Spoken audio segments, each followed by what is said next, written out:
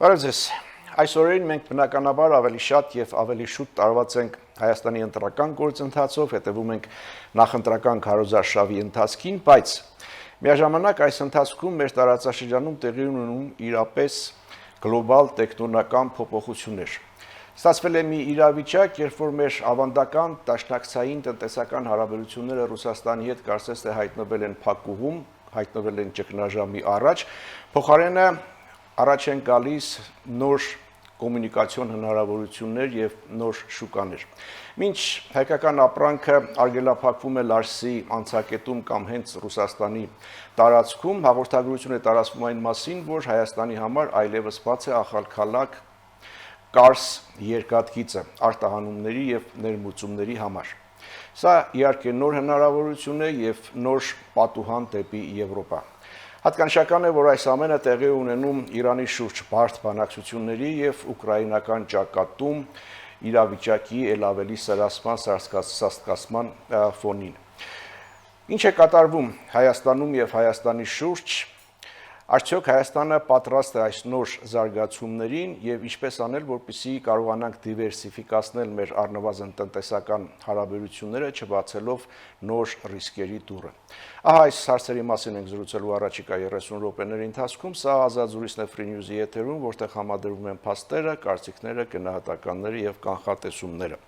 Զրուցակիցս Եվրատլանտյան ինտեգրացիոն պլատֆորմի նախագահ Կարեն Սարգսյանն է, բարև ձեզ։ Բարև ձեզ։ Սկսենք հայ-ռուսական բարդ հարաբերություններից վերջին օրերին։ Դուք շատ հետաքրքիր ձևակերպում տվեցիք։ Որը? Որ գտնվում է ճգնաժամի առաջ, բայց ըստիք որ հայտնվել է փակուղում։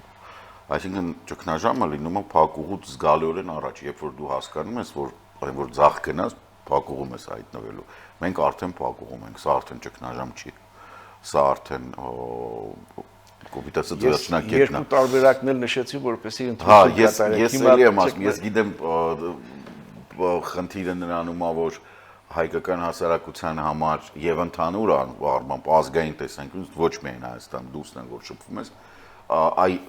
հայ ազգային մենտալիտետի համար ցավոք սրտի մի մասի զգալի մասի։ Այսա ճգնաժամ է, որտեղ այն պահին, երբ իրանք սկսում են աչքերը որ բացվում, ասա ճգնաժամ է, իրանք հասկանում են Ռուսաստանը։ Հիմա ցես համար ճգնաժամ է, թե փակառակը ոչ, երբեք։ Երբեք 13 թվականից ես ասում եմ, որ Ռուսաստանը պետքա փակվի մեր համար, Հայաստանի համար պետքա ջնջվի։ Սենց ոնց որ պատկերացրեք երկիր է, որը ձեզ համար ոչ տնտեսապես, ոչ քաղաքականապես, ոչ ռազմապես գոյություն չունի։ Դուք իրա վրա պետք է հույս չդնեք։ Մենակ այդ պարագայում Հայաստանը կզարգանա։ Ինձ համար սա ծիծաղի առարկա է, որովհետև ասենք 13 տարի, 14 տարի ասում եմ փակեք այդ թեման, գոյություն չունի այդ թեման Հայաստանի համար։ Հիմա ասենք դե ամեն տարի ասում են, դե լավ մի քիչ էլ գնանք, մի քիչ էլ հեսա այս բաներն էլ կգան նորից, կբացվի, ասենց մի մտածեք, ճգնաժամ հայերը սիրում են չեղած տեղը իրանց համար ավազի վրա բաներ կառուցել, տենց ինչ-որ պարիսպներ։ Հիմա այս տիրանազավրները կգան, այս տիրանոցները չկառուցենք, բայց փաստ է, չէ՞ որ Ռուսաստանը երկար տարիներ եղել է մեր ամենամեծ տնտեսական գործընկերը։ Փաստ է, որ Ռուսաստանը ամեն ինչ արել է, որպեսզի Հայաստանը չկարողանա շուկա դուրս գա։ Ես ձեզ փաստ ասեմ, 2008-9-10 թվականներին, երբ մենք ուրիշ բան չէ, աշխատում էի մի ընկերությունում, որ փորձում էինք ֆիլմերի եւ երաժշտության հեղինակային օգտագործման իրավունքը ձեռք բերեինք, չգիտեմ, Paramount-ից, Sony-ից, Columbia Pictures-ից, մեզ ասում էին ձեր բանը Ռուսաստանը առել է։ Ասում էինք լավ, օրինակ 3 միլիոնից երկրի համար դա ինչ արժի, իրանք ասում էին X։ Մենք զանգում էինք Մոսկվա, ասում էինք առել եք, ասում էին հա, ասում էինք ինչ արժի պլյուս 1000 անգամ X, որ կյանքում չկարողանաս դուրս գաս, սուբյեկտություն չունենաս։ Դե սուբյեկտություն ոչ միայն ձեր ասած ոլորտում, այլ ընդհանրապես։ Այդ եմ ասում, բայց այս ոլորտը ասենք ես մեջն եմ եղել, ես կարող եմ ամեն խոսքից տակ ստորագրեմ։ Բա պատկերացրեք դուք փորձում եք, ասենք, չգիտեմ, գնալ ժամանակին, եթե հիշում եք, ասենք, չգիտեմ, նոթբուք, հեռուստացույց, սառնարան, ամեն ինչի գրասենյակները Մոսկվայում էին։ Եվ դուք մնացորդային սկզբունքով թուլափայ, տենց ինչ որ շան թուլափայ գցում էին, այն որ դե լավ թող Հայաստանում է լինի։ Դուք հասկանում եք տարբերությունը որն է։ Հիմա ինչի հետ չի կարող համակերպվել Ռուսաստանից կոշտ հայտարարությունները, հիմա չթվարկեմ այդ Բարձրաստիճան պաշտոնյաներին, առավել եւս պետք չի գան։ Ինքը չի կարողում ձևակերպել նրա հետ, որ օրինակ իրանք էլ են, չէ՞, գալիս տեղ ԳՌՈ-շնիկները, ՖՍԲ-շնիկները, Պուտինի ՖՍՕ-շնիկները, իրանք աշխարհում ուրիշ տեղ չեն կարող գնան, որ իրանք չչափալախեն օդանավակայանում։ Հայաստանը միակ տեղն է մնացել, որ չնայած իրանք մեր երեխեքին սպանել են հազարներով, մեր հողերը նվեր են տվել Թուրքիային, հետո Ադրբեջանին, անհասկանալի պատճառով հայերը շարունակում են իրենց գլխի վրա պահել, բայց իրանք գնում են, գալիս են Հայաստան, նայում են Հայաստանում ամեն ինչ կա։ Այն ինչ որ ժամանակին իրանց իսկ ավելի կոնկրետ այս հայտարարությունները ինչի մասին են, այսինքն ուզում է որպեսզի իշխանությունը փոխվի, ուզում է որպեսզի իշխանությունը եթե մնա հնարավորինս թույլ ու ոչ լեգիտիմության խնդիր ունենա, թե մեծ հաշվով արտաքին քաղաքական կուրսի հարկադիր արգելափակում է։ Ռուսաստանը արտաքին քաղաքական կուրս չունի։ Չէ, մեր արտաքին քաղաքական քաղաքական արտաքին կուրսը որից է կապ չունի այն իրականության հետ, որը Ռուսաստանը փորձում է կառուցել իր շուրջ, որովհետև դա ուկրաինական պատերազմն է, դա ճնշումներն է, որ պատկերացնենք Ղազախստանի վրա ճնշումների հետևանքով Ղազախստանի դատարանը Ուկրաինայի հայցով Գազպրոմի ունեցվածքը Ղազախստանում սառեցրեց եւ տվեց Ուկրաինային 1/4 Բայց ինչպես կապ չունի, երբ որ Ռուսաստանի հետ Բարձրաստիճան պաշտոնյանի հայտարարություններում կարմիր հենում ասում էին կարմիր գծի պես անցնում է, Հայաստանի եվրոինտեգրումը, ԵՄ, ԵԱՏՄ, երկու աթոռի վրա մի նստեք, երկու հարսանիքներում մի պարեք եւ այլն եւ այլն։ Ճիշտ եք ասում, բայց դա իրանց մոտ արտաքին քաղաքականություն չի։ Դա իրանց ցանկությունն է Հայաստանը ունենալ որպես սուբյեկտ չունեցող այն հնի պես Հայաստան, որտեղ կոպիտ ասած պարմեզան կգան կառնեն իտալական, բայց այդ Հայաստանը ոչ մի բան չի կարողանալ։ Այսինքն իմ ասած Հայաստանի արտաքին քաղաքական կուրսը հարկադիր արգելափակելու։ Հայաստանի սուբյեկտայինությունը ոչնչացնել։ Արտաքին կուրսը դուք շատ մանր եք ասում։ Արտաքին կուրսը դու կարող ես համաձայնեցնել այլ խաղացողների հետ, ունենալով ինքնուրույն սուբյեկտություն, բայց իրանք այդ չեն անում։ Իրանք ձեր պատմության գրքերն էին փոխում։ Հասկանում եք, այնտեղ խնդիրը նրանում է, որ իրանց մոտ սուբյեկտայինության ոչնչացումը շատ ավելի խորքային է։ Նայեք Ռուսաստանում ապրող հայերին, երրորդ սերունդը Մարգարիտա Սիմոնյանն է։ Ինչի վրա է խաղադրույք անում Ռուսաստանը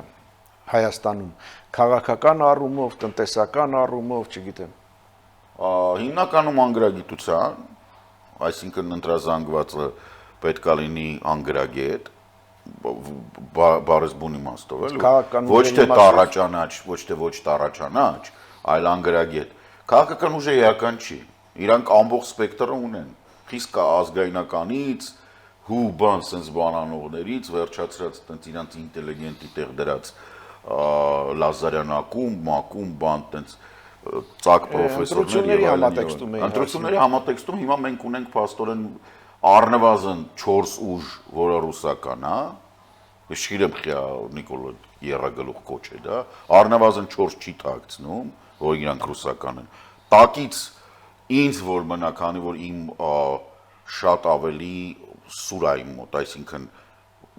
կիսելը այտենց իմ դանակը սուր է, ես սուր եմ բանանում։ Տակից առնվազն եւս 10 ես կգնահատեմ որպես ռուսական, այսինքն ռուսամետ, դե լավ ոչինչ։ Սկզբունքը որն է, ոչ թե մարդիկ չեն հասկանում ինչ եմ ասում։ Դու պետքա ցույց տաս որպես քաղաքական ուժ, որ դու պատրաստ ես գնալ հակադրվել Ռուսաստանի ցեղասպան քաղաքականությանը, մասնավորապես Ուկրաինայում եւ Արցախում։ Եթե դու պատրաստ չես, դու ինձ հեքիաթ մի պատմի, որ դու կարաս Հայաստանը անկախ պահես։ Հենց էտա։ Լավ, այս հարցը քաղաքական մասով ընտրությունների հետ համատեքստում էր, իսկ տնտեսական մասով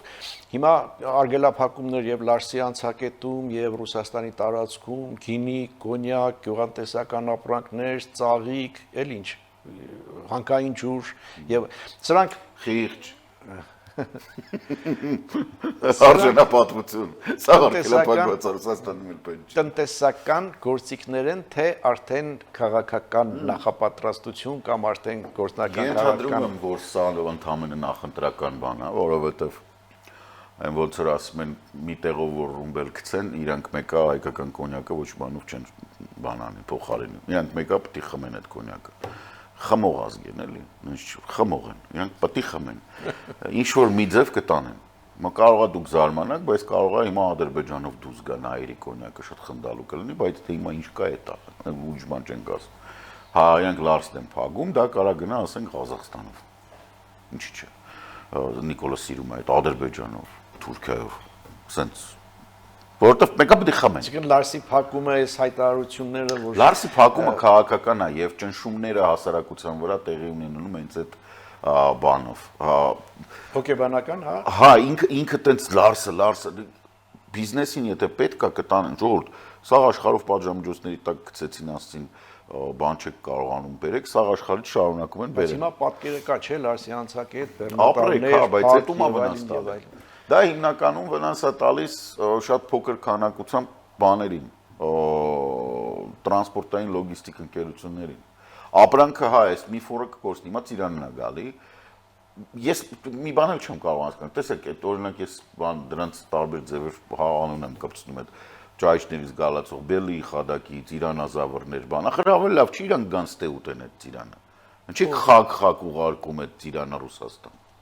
Իրենք կան այստեղ ծիրան ուտեն։ Հա, որովհետև ներքին պասպորտով կարան գան։ Թողան ստեղ, այդ ծիրանը ուտեն, համեք յարապ ուրիշ բան ուտեն, փող թողեն Հայաստանում գնան։ Ախր այդ ծիրանը գնում է հարստացնում է ադրբեջանցիներին։ Չէ, ֆուդսիցին բանը այդ բոլորը ադրբեջանական բաներ են, շուկաներ են։ Իրանք շանմասի գնով են ծիրանը։ Ես երևակայության սահմանը, բայց պատկերացրեք ամբողջ Ռուսաստանով գալիս են այստեղ ծիրան։ Ոչինչ, մեկ կան ծիրան, մեկը չունեն։ Այդ մեծ շուկան։ Լավ, իսկ եթե ավելի լուրջ այս Լարսի փակմամբ ինչքան ժամանակ կարողանա հայկական բիզնեսը այդ դժվարությունները հաղթահարել։ Ինչքան ժամանակ կդիմանա։ Եվս մեկ ամիս անկանոն նմանատիպ, որտեվ սա գումարային արդեն կստացվի 3 տարի, որտեվ առաջին տենց անկանոն փակելը ինչ էր 2 տարի առաջ էր, որ ջերմուկը թունավոր բան կտան, ինչ արեցին։ Ինձ թվում է բանը Աննա Հակոբյանը, որ Կիև բան տարավ, պլանշետ տարավ, ինձ թվում է այդ դրա հետ համընկավ, որ հայկական բիզնեսը իր ճանապարհը գտնի։ Ես չեմ բանանում, այդ եթե այդ նրանք ովքեր կյանք չեն տեսնում առանց Ռուսաստանի, թե չէ հայկական հիմնական ապրանքները, որոնք որ շատ վատը չեն, կարելի է ուրիշ տեղեր էլ տանել։ Այսինքն ուրիշ տեղեր տանելու նոր հնարավորություններին, այս կոմունիկացիոն նոր ճանապարհի կանդրադառնանք, մեկ հարցել էս թեմայի շուրջ եւ փորձենք ամփոփել։ Ի վերջո Ռուսաստանից էլ են հնչում այդ կոշտ ուղերձները, որ կողմնորոշվեք երկու աթոռի վրա մի նստեք, երկու հարսանիքներում մի պարեք, դա չի ստացվի, ավելի կոպիտ ձևակերպումներ են օգտագործում։ Ինչքան դեռ Հայաստանը ժամանակ ունի, այսպես համադրել ես երկուսը, ԵՄ եւ ԵԱՏՄ։ Կա այդ ժամանակը, թե այդ ժամանակը արդեն սպառնում է այդ ժամանակը։ Դե մինչև այսօր կար։ Ես գիտեք ինչ վիճակ է, ցավոք սրտի ես չեմ կարողանում հասկանալ բալանսավորված քաղաքականության իմաստը, երբ երկու կողմից քեզ ասում են դա չի բալանսավորվում։ Դու չես բալանսավորում, դու մենակ կորցնում ես երկու կողմը։ Դե իմաստը բալանսավորման տեսեք, բալանսավորում դու կարաս թեման հիմա որն է, հիմա կա բիզնեսի մի զանգված, որը Ռուսաստանի հետ աշխատելով ինչ որ գումար է աշխատում։ Միևնույն ժամանակ այս աշխատանքի շնորհիվ դուք ունեք բավականին մեծ անիմաստ Հայաստանի համար, մաքսային турքեր, դուք ունեք անհասկանալի իրավիճակ, երբ քո հիմնական շուկան որտեղ որ ում հետ դու առևտուր ես անում, ինքը տնտեսական ճգնաժամի մեջ է, ինքը բյուջեի դեֆիցիտ ունի, ինքը 3 տարվա մեջ 2-րդ անգամ ԱԱՀ-ն փոխեց, դարձավ 22%։ Իրա մոտ հիմա ինչ որ անհասկանալի հունիսի 1-ից QR կոդեր են մտնում, որ եթե դու ուզում ես արտահանես, դու պետք է գնաս ԱԱՀ-ն վճարես Ռուսաստանի Դաշնությունում, այդ QR կոդերը բերես քո ապրանքի վրա կպցնես նոր տանես։ Քո մոտ հենց հիմա բացի Լարսից նաև գոյություն ունի ուրիշ ընթացակարգ, որը Լարսը բաց վիճակում էր աշխատում, որ յուրաքանչյուր պալետը ստուգելու համար 5000 ռուբլի են ուզում, պալետները դատարկում են, ստուգում են, հետո ասում են, վայ, ոնց որ թե բան չկար, ու այդ մի հատ վարորդին, որը կարող է ունի երկրորդ վարորդը կարող է չէ։ Այդ 33 պալետը ֆուրից դատարկած, ասում են, դե դիր մեջը մի ժամվա մեջ գիտի։ Այդ ոչ մի մարդուն հասանելի չի։ Տեսեք, խնդիրը նրանում է, որ դուք փորձում եք, մենք չէ, իրանք փորձում են Ռուսաստանը ընկալել որպես տնտեսական գործընկեր։ Ինքը տնտեսական գործընկեր չի, ինքը ռազմական հանցագործ է։ Ինքը հենց հիմա պատերազմի մեջ է, չէ, լավ չի, ոչ մի լավ բան դրանում չկա։ Պատերազմի մեջ գտնվող երկիրը, նույնիսկ եթե ինքը դա ուրիշ ձև է կոչվում, այդ պատերազմող երկիր է, դուք պետք է հասկանաք, որ այդ տնտեսությունը աշխատում է պատերազմի սկզբունքներով, այսինքն իրենք կարող են ձեր ունեցվածքը ուղղակի վերցնել, ասել տանում են բան, ճակատ։ Սալդատները սոված են։ Հիմա ոչ թե վերցնում է, այդ ճանապարհներն է փակում եւ արգելափակում է Հայաստանի ապրանքները եւ Լարսյանցակետում եւ Ռուսաստանի մենք ընդդեմ բան չունենք վերելու։ Յուրաքանչյուր ապրանքի տեսակ ասեք։ Տենց բան չկա, որ Ռուսաստանը ունիկալ է։ Ուկրաինացի հետ եմ խոսել ես 3 առաջ օրը բանի ժամանակ այդ բան իրանց ազգային տարազի օրներ։ Իդեպ մեր տղեկներն էին տարազողի այդ բաները։ Ստեղ խնդիրը հետեւյալն է, ապրանքի անուն ասեք, որը Ռուսաստանում է։ Ես դες Ուկրաինայից այդ ապրանքը բերեմ։ Ես ասում եմ ապրանքի անուններ, որոնք որ Հայաստանն է արտահանում եւ ավանդաբար այդ հարաբերությունները հիմա փորձին արդեն կանք մեր զրույցի սկզբում նշեցի, որ մի կողմից Լարսյանցակետում եւ Ռուսաստանի տարածքում արգելափակում են հայկական ապրանքները, մյուս կողմից նախորդային հայտարարություն եղավ այն մասին, որ Հայաստանի ապրանքների արտահանման եւ ներմուծման համար այլևս բաց է Ախալքալակ Կարս երկաթուղին։ Սա ինչ է ուղիղ կամ անուղղակի պատասխան Ռուսաստանի այդ հայտարարություններին փոքր դատարից հետո շարունակենք կվերադառնանք վարքյաններ անց։ Հիշեցնեմ, սա Ազատ զրույց Free News-ի եթերում ես զրուցում եմ Եվրատլանտյան ինտեգրացիոն պլատֆորմի նախագահ Կարեն Սարգսյանի հետ։ Մեր զրույցի առաջի հատվածում մենք խոսեցինք հայ-ռուսական հարաբերությունների մասին ընդհանրապես եւ հայ-ռուսական տնտեսական հարաբերությունների մասին, որոնք կամ փակուղում են կամ ճգնաժամի առաջ են, սա էլ փորձեցինք հասկանալ, եւ նախորդին հնչած հայտարարությունը այն մասին, որ Հայաստանի համար բացվել է Ախալքալակ Կարս երկաթուղին արտանումների եւ ներմուծումների համար։ Ինչ է սա ուղիղ արձագանք եւ ում արձագանքն է Ռուսաստանի, եթե արձագանք է Ռուսաստանի։ Դուք մի քիչ վերաձևակերպեցիք հարցը, որ գնում էին գովազդի, այլ կերպ տվեցիք, դրա համար ես ասում եմ, ասեի, ես չգիտեմ ինչ եք դուք դա կապում Ռուսաստանի հետ։ Որտեվ այդ համընդհանուր, ինքը համընդհանուր Հայաստանի կապվածությունը ապահովող ճանապարհներից մեկն է։ Ես իհարկե կնախընտրեմ, որ աշխատի Գյումրի Կարսը, որովհետև դա շատ ավելի բան։ Մենք տեսեք ամեն դեպքում ես նկատում եմ Նիկոլի մոտ այդ ցանկությունը արհեստականորեն, լրիվ արհեստական, ամբողջ տարածաշրջանը կապել։ Այսինքն Ադրբեջանից բերում ենք, բայց Վրաստանով, Թուրքիայից բերում ենք, բայց Վրաստանով։ Կոմունիկացիաների հարցեր են դրանք, պետք է։ Ասենք Ադրբեջանից հիմա եթե նույնիսկ Ախալքալակ Կարս երկաթգիծը կառուցվել է թաքուն, մենք խաբար չենք։ Խիստ կասկածում եմ, որ Ախալքալակ Կարս երկաթգիծ կա։ Խիստ կասկածում եմ։ Կա Ախալքալակ Ախալցխակարս, այդ կարա լինի, բայց Ախալքալակ Կարս չէ։ Ընդ որում մի հատ էլ Արդահան է դե արանքում ընկնում։ Գյումրի Ախալքալակ երկաթգիծ չկա։ Ինքը Մայիսյանից պետք է գնա հյուսիս։ Պետք է դուրս գա բանով, տենց ամասյալ բանով դուրս գա։ Տեսեք, տարածաշրջանում եւ Հայաստանում այդ էլի մուլտիմոդալ է, ես ինչ եմ ասում։ Բիզնեսի տեսանկյունից նայեք։ Ախալքալակում կլինի երկաթգծի կայան թե չի լինի, մեզ համար, եթե մենք պետք է այնտեղ տանենք բեռնատարով, դա առանձնապես բան չի, դա նույն մուլտիմոդալն է։ Տարբերություն չկա, դուք այդ ֆուրը աշխատացնում եք։ Չէ, նույն իհարկե բանի ճանապարհի առումով, բայց այդ մեր մոտ ձմեռային ճանապարհները այդտեղ վատն են։ Հիմա տեսեք, չէ, մի րոպե, ես գիտեմ դուք ինչ եք ուզում ասեք։ Դուք ուզում եք ասեք, որ դուք ուզում եք ասեք, որ դա կարևոր է, որ դա լավ քայլ է, չէ՞։ Դա ուրիշ բան եմ ասում։ Տեսեք, դուք ասում եք, ելնում եք այն հիմնակետից, որ բարդ է երկաթուղին այստեղ պետք է կառուցել։ Բիզնեսը որ աշխատի պետք է ձեռնտու լինի։ Ելակետը հետևյալն է, մենք ունենք իրավիճակ, երբ որ մեր ավանդական դաշնակցային տնտեսական հարաբերությունները փակուղու առաջերով են Ռուսաստան։ Սա դուք չեք ունեցել դաշնակցային հարաբերություններ, երբեք։ Լավ, տնտեսական հարաբերություններ։ Չէ, խնդրում եմ ասեք, սա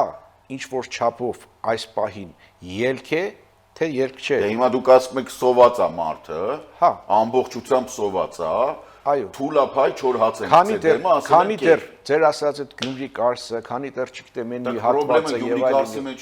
Պրոբլեմը նրանում է, որ Հայաստանի Հանրապետության կառավարությունը մեկ որոշումով կարա ասիկ մենք կոնցեսիան վերցնում ենք, որովհետեւ կոնցեսիայի տերը ռազմական հանցագործ է, մանկապիղծ բանակասպասար։ Հայաստանի Հանրապետության կառավարությունը, տեսեք, Հայաստանի Հանրապետության կառավարությունը ինչ է ասում։ Ասում է ճիշտ է կոնսենսիոն կառավարման տրված է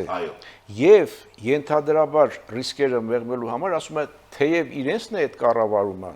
կոնսենսիոն կառավարման իրավունքը իրենցն է բայց այդ հատվածները որոնք դուք նշում եք Հայաստանի կառավարությունը ինքը վերանորոգելու է առաջիկայում հատված չեմ նշում ես դες ասում եմ կոնցեսիան դադարեցվում է որովհետեւ կոնցեսիայի տերը մանկապիղծ ռազմական հանցագործ է։ Այդ թողնենք մի կողմ։ Չէ, ախր դուք ինձանից հարցնում եք ոնց պետք է լինի լուծումը։ Հիմա այդ կիսած պրատ լուծումները, որ ախուրիկ բանը մոռացել եմ այդ Կարսի շրջանի այդ կայանի անունը, վերջը։ Կարսը աշխատի, կամ ասենք, չգիտեմ, ընդեղից մինչև Նախիջևան աշխատի, կամ բան աշխատի։ Ժողովուրդ, այդ լուծումները լուծում չեն։ Ախր դուք մի հատ կրիտիկական բան կա։ Երկաթգիծը ինքը ամբողջական է, մեր առանց այդ փոքր է։ Ինքը ձեռնտ ու տարբերակ չի։ Դու ինչ պետք է անես, պետք է կառուցես հանձնես ռուսներին, էլի այդ կտորը։ Ախր դուք իսկապես հարց եմ ուզում տամ, պարոն։ Չէ, տեսեք, իսկապես ես երկաթգիծ ուզում եմ օգտագործեմ 155 մմ-անոց հրետանու արկեր բերելու համար։ Ես ուզում եմ օգտագործեմ ֆրանսիական զենք բերելու համար։ Ինչի ես պետք է Ռուսաստանին զեկուցեմ, որ ինքը ին բոլոր թշնամիներին ասի, թե ես ինչ եմ բերում։ Դուք ռեալ պոլիտիկի առումով իսկապես իրատեսական եք համարում, որ այսօր Հայաստանը արթնանա եւ ասի կոնսենսիոն կառավարմանը վերջ, երկկողմ պայմանագրին վերջ, սրան վերջ, նրան վերջ։ Չէ, կոնսենսիոն պայմանագրի, եղբայր, կոնսենսիոն պայմանագրի տերը 22 թվականի փետրվարից պատժամիջոցների տակ գործընթաց կա, չէ։ Բանակցություններ, այդ գործընթաց չի կարա, դա կողմի ֆորս մաժորին համարժեք է։ Ինքը նույնիսկ չի կարա գնա արբիտրաժ, որտեղ ինքը ռազմական հանցագործ է։ Իրա դիմումը ոչ մեկ չի ընդունի աշխարհում։ Աշխարհում չեն ընդունի։ Ես ասում եմ, Ղազախստանը Գազպրոմի ունեցվածքը հանեց, տվեց Ուկրաինային։ Տեսեք, տարբերությունը ո՞րն է։ Դուք Ես ձեզ ասեմ ինձ տարբերությունը։ կոնֆլիկտային տրամաբանության Ես ռեալ պոլիտիկի մեջ եմ։ Ես ռեալ պոլիտիկի մեջ եմ։ Իսկ դուք իդեալ պոլիտիկի մեջ եք։ Դուք մինչև հիմա ասում եք դաշնակցային հարաբերությունները տնտեսական Ռուսաստանի հետ, որը դուք երբեք չեք ունեցել։ Դուք միշտ եղել եք ստորացված, նվաստացված վիճակում Ռուսաստանի հետ։ Հայաստանը դուք չեն կարած նվաստացնին արդեն գլուխները կջարդենք, բայց բանը լրագրող եք շուտ, դուք հնարավոր չի։ Հարցը լրանում է, որ Հայաստանը միշտ եղել է, այդ եմ ասում, սենց ինչ-որ դուք հասկանում եք, որ մենք 4-րդ տարին է, թե 5-րդ արդեն պատերազմը գնում է, չէ՞, այն 4 տարին միայն ԵԱՏՄ-ին սալդոյով ավելի շատ փող ենք տվել, քան ստացել ենք ընդդեղից։ Գիտեք, չէ՞։ Տարեկան 250-ից մինչև 300 միլիոն։ Մենք 4 տարվա մեջ 1 միլիարդ դոլար նվիրել ենք Ռուսաստանին, որովհետև մենք ավելի շատ փող ենք իրանց ուղարկել, քան ընդդեղից ստացել։ Ձեզ չի գոհացնում, որ ես ասում եմ ավանդական դաշնակցային տնտեսական հարաբերություններ, որովհետև վերաբերվում։ Դե ամեն դեպքում դաշնակցային ասելով նկատի ունեմ, որ մենք երկար տարիներ պայմանագրային պարտավորություններ հիմա էլ ունենք, հա, դե հիմա նշեցի, չէ, տեկտոնական ինչ-որ փոփոխություններ են, այնտեղ փակվում է, այստեղ բացվում է, բարոն Կիրակոսյան, ինչ չեք ասում դա, է։ Որը։ Իրանք այդ պայմանագրերի վրա թքած ունեն։ Իրանք ԵԱՏՄ-ի չէ, չէ, հարցը որ ճիշտ ձևակերպեք, ժամանակ կխնենք։ Հիմա իրանք Հայաստանի, Ղազախստանի, Ղրղստանի համար, ինչպես նաև Տաջիկստանի համար պայմանները սահմանի վրա փոխում են բացի Բելարուսից, որտեղ Բելարուսը ուժի յուրացրել են, էլի վաղուց ուժի գուբերնիա։ Հիմա իրանք հատուկ պայմաններ են ստեղծում առանց այսպես կոչված դաշնակիցների եւ գործընկերների հետ բանակցելու։ Դու առավոտը արթնանում ես, իմանում ես Ռոսպատրիբնadzորը որոշել է, որ ասենք, բանա, +20% հարկելու է քեզ։ Ինքը ԱԱՀ-ը բարձրացնում առանց քննարկելու գործընկերների։ Բայց եթե այս հնարավորությունը բացվում է երկաթուղային, Թող որ դժվարություններով, թող որ ախալքալակ հասնել այնտեղից երկաթուղի, հետո այնտեղ այդ գծերի չափերի խնդիր կապան։ Այն ապրանքները, որոնք որ Ռուսաստան են գնում, դրանք Թուրքիա կամ Թուրքիայից այն կողմ Եվրոպա հնարավոր է իրացնել դա իրացական բան։ Այո, մոտ ախր ես ժամանակին լավ դրա համար բան էին անում, հենց ձեր ալիքում քլնգում էին։ Թուրքիայի սահմանը բացելը նշանակում է, որ դուք չեք բացում, բացառապես, Եվրոպան 500 միլիոնանոց Եվրոպայի հարց չկա։ Բայց դուք 8 միլիարդանոց շուկա եք բացում։ Առաջ այս բանը կույրաղիք էր։ 8 միլիոն։ 8 միլիարդ բնակչություն ունի մարդկանց։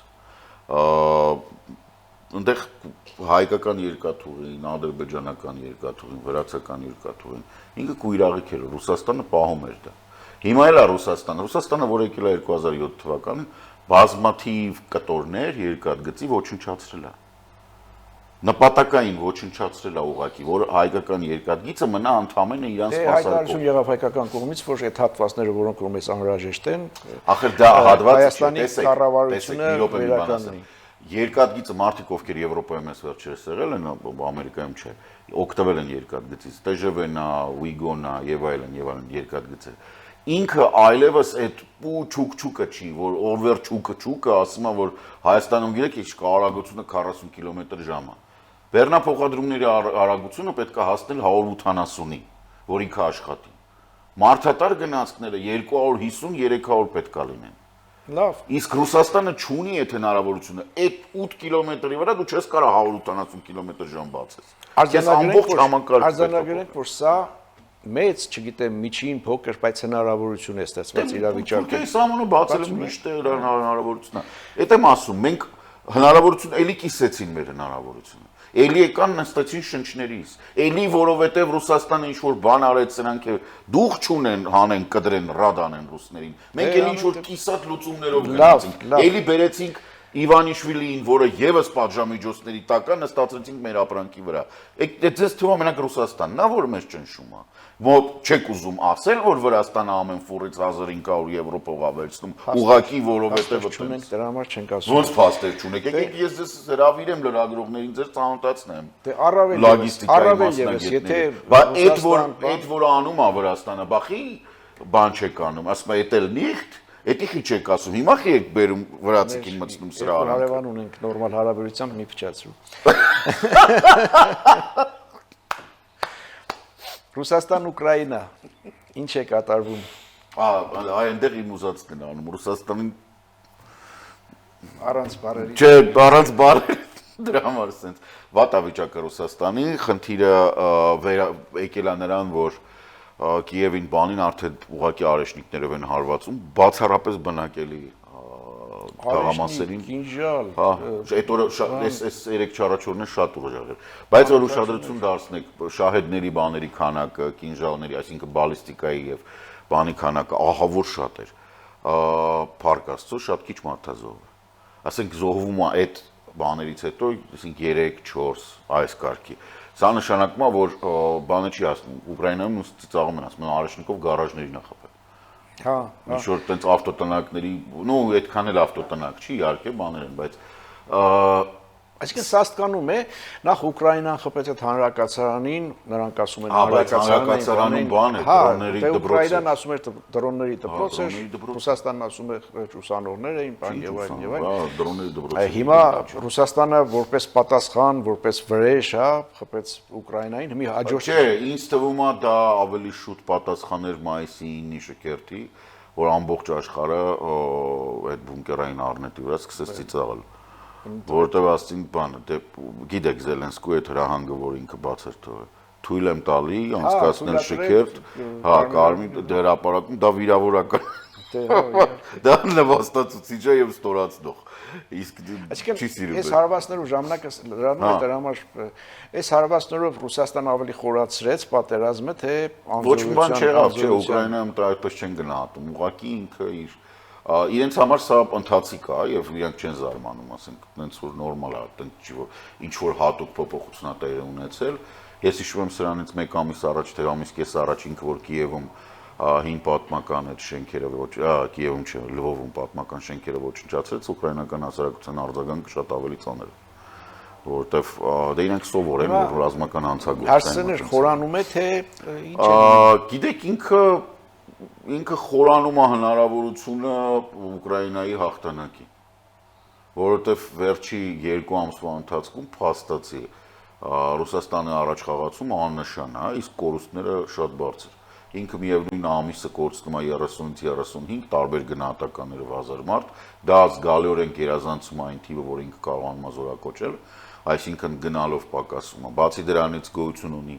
անբարոյացության գեներալների մակարդակով, գեներալներից եւ գեներալների իրարից։ Եվ սա ակնհայտորեն մարտնչող բանակում դա լուրջ խնդրեմ է, եթե գեներալների հետ չեն վստահում։ Մեկ կամ երկու հարցել Մերձավոր Արևելքի հետ կապված, այստեղ ինչ է կատարվում, այս ծանր բանակցություններում ով ինչ է ուզում, ով ինչի կարող է հասնել,